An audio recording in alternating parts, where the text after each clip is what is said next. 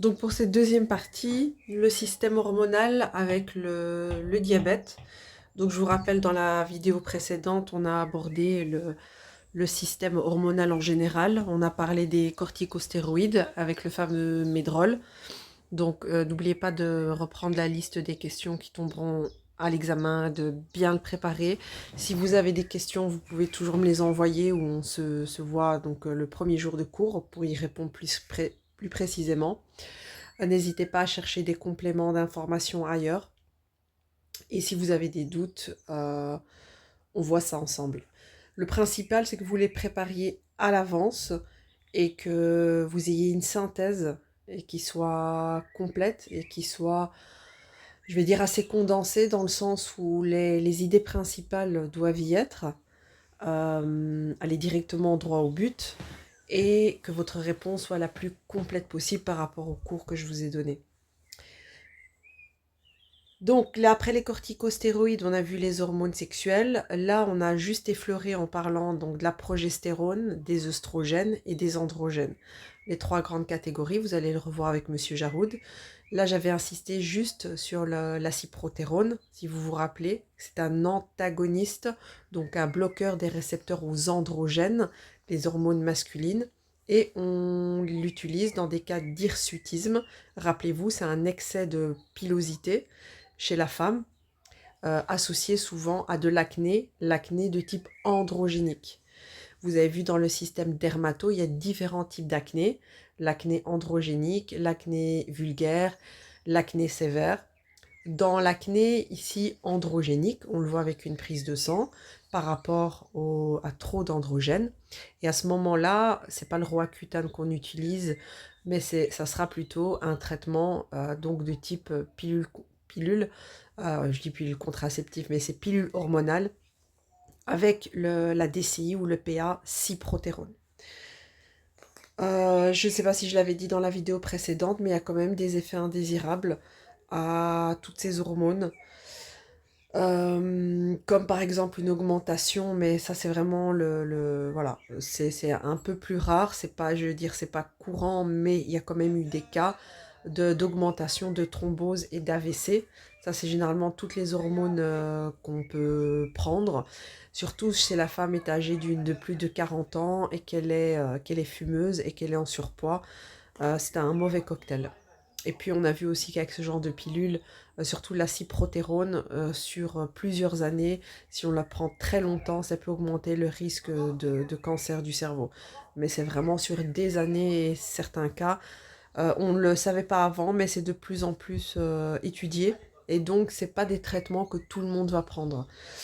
Donc voilà, toutes les hormones, c'est assez compliqué parce que c'est des produits qui sont assez puissants. Et donc, généralement, quand on va prendre des hormones, ça sera toujours sur une courte période.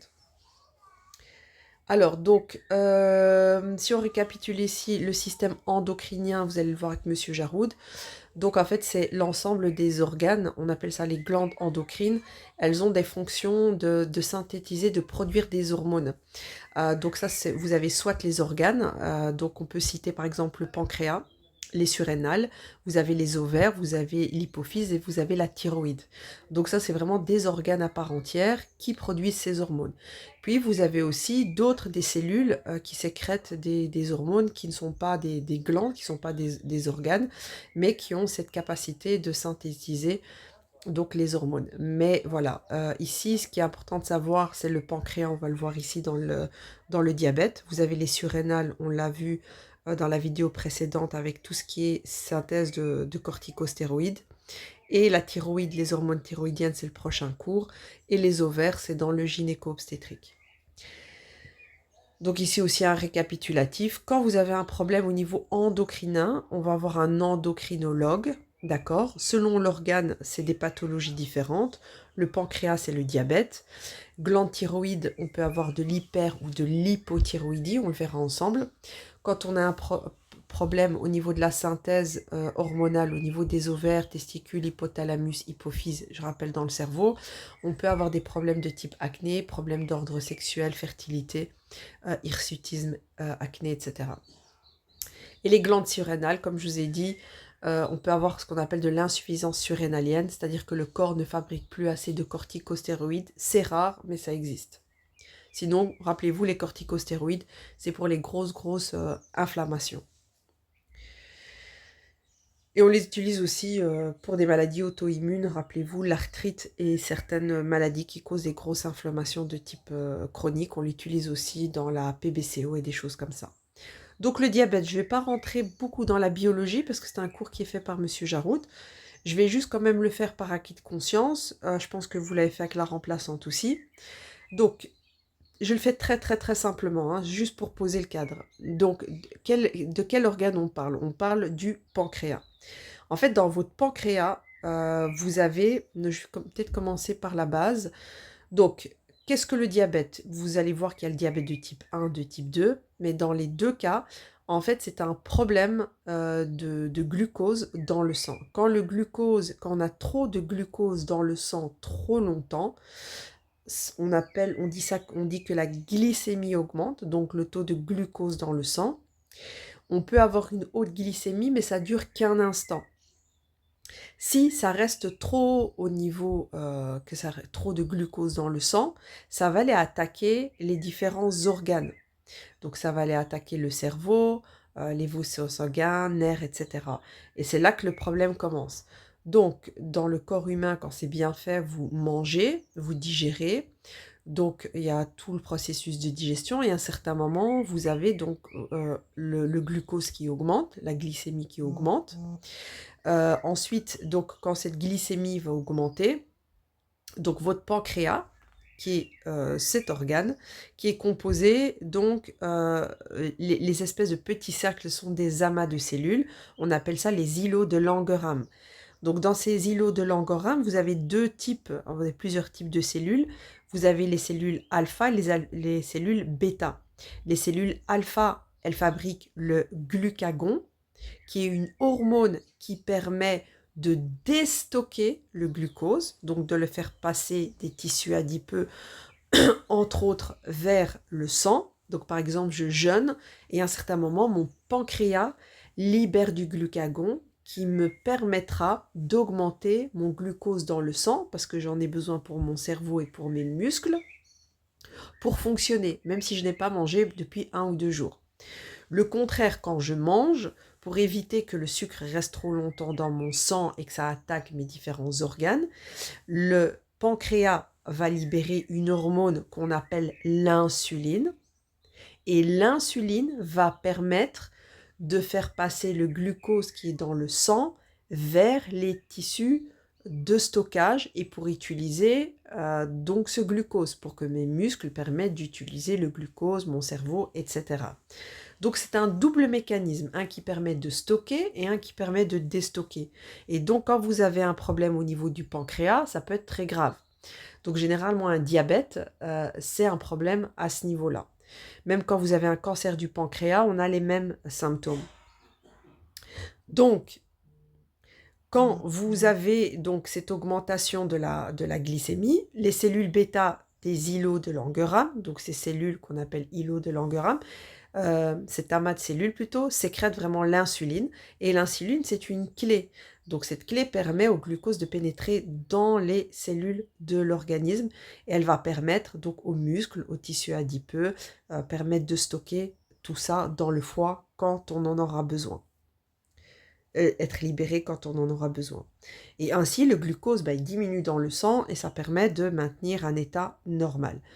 Ici, un espèce de schéma, vous avez en bleu, comme si c'était une cellule, vous avez l'insuline, c'est vraiment schématique pour vous montrer que l'insuline c'est un récepteur, va se greffer sur le récepteur et va permettre au glucose de rentrer dans la cellule pour permettre de le stocker.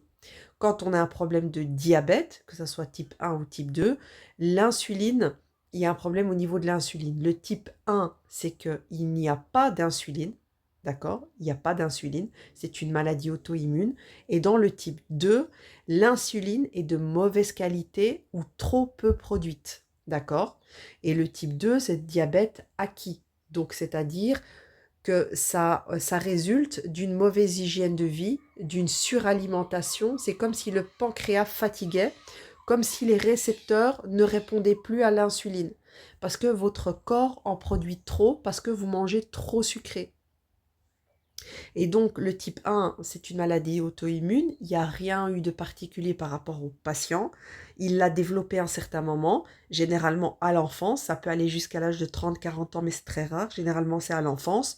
Par contre, le type 2, ça, c'est avec le temps qu'on le développe. Pas du jour au lendemain, mais à force de dérégler nous-mêmes avec notre mode de vie. Donc, comme je vous disais, il y a l'insuline, c'est l'hormone qui permet de stocker le glucose dans les différentes cellules. Et le glucagon, c'est une hormone qui est libérée quand il le faut. Elle permet de faire l'inverse, c'est-à-dire de libérer le glucose qui est stocké.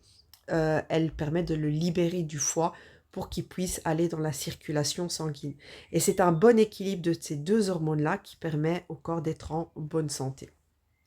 Au niveau du diagnostic, je vous renvoie à la partie de Monsieur Jaroud par rapport à la glycémie à jeun. Vous avez les détails ici dans le cours, mais je pense que généralement utilise les données que donne Monsieur Jaroud. Il a une espèce de tableau récapitulatif qui est généralement mieux compris par les élèves que ce que je donne moi ici. Mais vous verrez, c'est la même chose.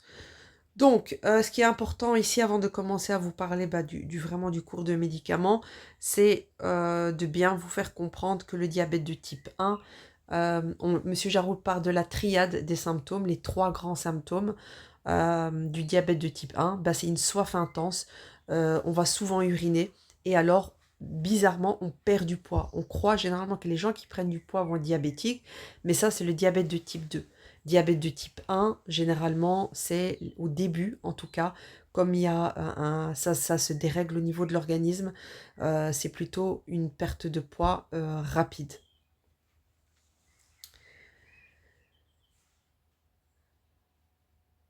Donc, le diabète de type 2, comme je vous ai dit, s'appelle le diabète de type acquis. Donc là, c'est plus, on l'a avec le temps, à force d'exagérer, de forcer. Et là, il est associé à une surpondération. Donc, il y a on est en surpoids, on tend vers l'obésité, on manque d'activité physique et on mange déséquilibré. Au fur et à mesure, les cellules du pancréas se dérèglent et on ne sent rien, hein, c'est pas du jour au lendemain, c'est les choses qui se dérèglent. On voit que les prises de sang au fur et à mesure jusqu'à passer le taux de glycémie 100 à jeun. Quand on est à plus de 100 à jeun, à ce moment-là, on est prédiabétique et puis on tombe rapidement dans le diabète. Et comme je vous ai dit, ça prend des années, une dizaine d'années. Donc, dans ce type 2, on appelle ça l'insulinopénie et l'insulinorésistance. Ça veut dire quoi? Que le pancréas en fabrique moins de l'insuline et que cette insuline-là, elle n'est plus efficace. Donc, on continue à produire de l'insuline, mais de l'insuline de mauvaise qualité. Le diabète de type 1, l'insuline n'est pas produite. Ça, c'est la grosse différence. Donc, ça, c'est la petite fiche qu'on donne aux patients généralement. Donc, bien savoir que, à force, le problème du diabète, que ce soit 1 ou 2, si on ne gère pas ça, le glucose va altérer vraiment les nerfs et les vaisseaux sanguins partout dans le corps et ça va faire plusieurs types de complications. On meurt du diabète, on meurt des conséquences. Par exemple, on peut perdre un œil, pourquoi? Ou être aveugle des 2 yeux parce que, en fait, le glucose attaque au niveau des nerfs ophtalmiques et vaisseaux au fur et à mesure. Au niveau du pied, on appelle ça le pied diabétique. Alors, qu'est-ce que c'est le pied diabétique? Alors, le pied, la plante du pied, c'est un endroit où on ne regarde pas tous les jours, on en convient, et on peut facilement avoir des frottements, des petites blessures, des petites peaux, etc. Sauf que dans le cas d'un diabétique qui est mal équilibré, on cicatrise moins bien. Pourquoi? Parce que les nerfs et les vaisseaux peuvent être attaqués. Donc, on ressent moins les choses. On peut ressentir au niveau des extrémités une perte de sensation et alors une mauvaise circulation aussi et une mauvaise cicatrisation du cou. Donc une petite blessure, surtout si on ne sent pas, on ne remarque pas, ça cicatrise mal, ça peut se transformer en ça. Et si c'est mal soigné, on coupe le pied. Donc, c'est pour ça que le pied diabétique est un réel problème, surtout chez les personnes âgées qui ont du mal à regarder en dessous de leurs pieds. on leur conseille de bien prendre soin de leurs pieds régulièrement, voir s'il n'y a pas des petites blessures, parce qu'on peut facilement voilà, avoir une amputation si on ne fait pas attention, en tout cas si la glycémie est mal réglée. Mais sinon, on peut avoir d'autres problèmes au niveau des reins, des problèmes de type érection. On peut avoir, ça peut attaquer évidemment le cerveau jusqu'à tomber dans le coma et en décéder. Donc, on ne plaisante pas avec le diabète, surtout le diabète de type 1. Au bout de quelques heures, s'ils n'ont pas leur insuline, on peut tomber dans le coma et en décéder. Donc, comment on prend en charge le diabète? Ben, ça dépend, c'est diabète de type 1 ou type 2. Mais dans les deux cas, c'est un bon équilibre de vie, une bonne hygiène de vie. Et surtout dans le diabète de type 2, le plus important, c'est une approche globale. Donc, sport, alimentation équilibrée, faire attention même aux autres choses, c'est-à-dire comme le tabagisme, l'hypertension, etc. Parce que si vous combinez tabagisme, hypertension et diabète, vos nerfs, c'est une catastrophe au niveau de la circulation, au niveau du système nerveux. Donc, ça c'est l'introduction. On va passer, oui, c'est peut-être terminé ici, donc petit récapitulatif. Diabète de type 1, donc il n'y a pas d'insuline. Donc on est obligé, le seul traitement c'est l'insuline. Retenez bien ça. Le seul traitement possible dans le diabète de type 1, c'est l'insuline. Il faut absolument prendre sa glycémie plusieurs fois par jour pour être sûr qu'on ne dépasse pas les doses. Diabète de type 2, lui, on va adapter ça. On va adapter, c'est-à-dire, il y a plusieurs stades. Le premier stade, c'est hygiéno-diététique, alimentation, sport, pas de sédentarité, etc. Et surtout, généralement, ce qui fonctionne bien, c'est perdre du poids dans le diabète de type 2. On dit que généralement, en perdant 10% du poids, on peut renverser la tendance. Alors, est-ce qu'on guérit du diabète de type 1? Non, c'est une maladie auto-immune et c'est à vie. Diabète de type 2, est-ce qu'on peut en guérir? La réponse est c'est possible, mais c'est compliqué. C'est-à-dire que les gens ont du mal à perdre du poids et à changer complètement d'hygiène de vie, surtout quand on prend de l'âge. Donc, oui, c'est possible, et surtout, c'est ce qui va être le plus efficace, c'est le changement d'hygiène de vie. Mais sinon, dans le diabète de type 2, vous allez voir que dans une deuxième intention, on va prendre des médicaments par voie orale, un seul, puis si ça ne marche pas, deux, puis si ça ne marche pas, trois, et finalement, si rien ne marche, on va rajouter de l'insuline.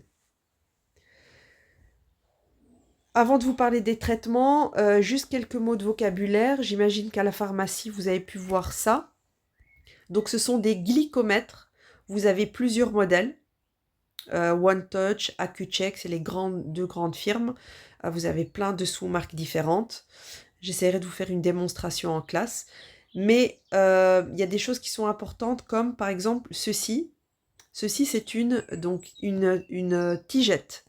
Donc une tigette, en fait, ça va être inséré ici, dans l'appareil. Le côté électronique ici, dans l'appareil. D'accord? Donc, on va utiliser un autopiqueur où on va mettre une lancette. Ceci est une lancette en bleu. On va casser la tête ici, vous allez avoir une aiguille. On met dans l'appareil. Ici, les chiffres, c'est pour la profondeur. La profondeur de pic, parce qu'il y a des gens qui ont une peau plus épaisse et d'autres une peau plus fine. Un adulte, un homme adulte et un enfant ne vont pas avoir la même épaisseur pour pouvoir piquer, avoir une goutte de sang. Le but, c'est d'avoir une goutte de sang, de la mettre à l'extrémité. Donc, on met la tigette dans l'appareil. On pique le bout du doigt, on pique sur le côté. On pique pas au milieu, on pique sur... D'abord, on nettoie. On nettoie pas l'alcool, sinon ça fausse le résultat. On lave les mains, sèche. Puis, on pique sur le côté du doigt. Vous avez plein de vidéos YouTube là-dessus. Vous cliquez, vous tapez simplement glycémie, comment prendre la glycémie. J'essaierai de vous mettre un lien. On met sur le côté du doigt, parce que sinon le bout du doigt, ça risque de trop saigner ou de faire mal. Sur le côté, on enlève la première goutte de sang, qui peut être contaminée, et ensuite on met la goutte de sang, on appuie, et alors on lit la valeur.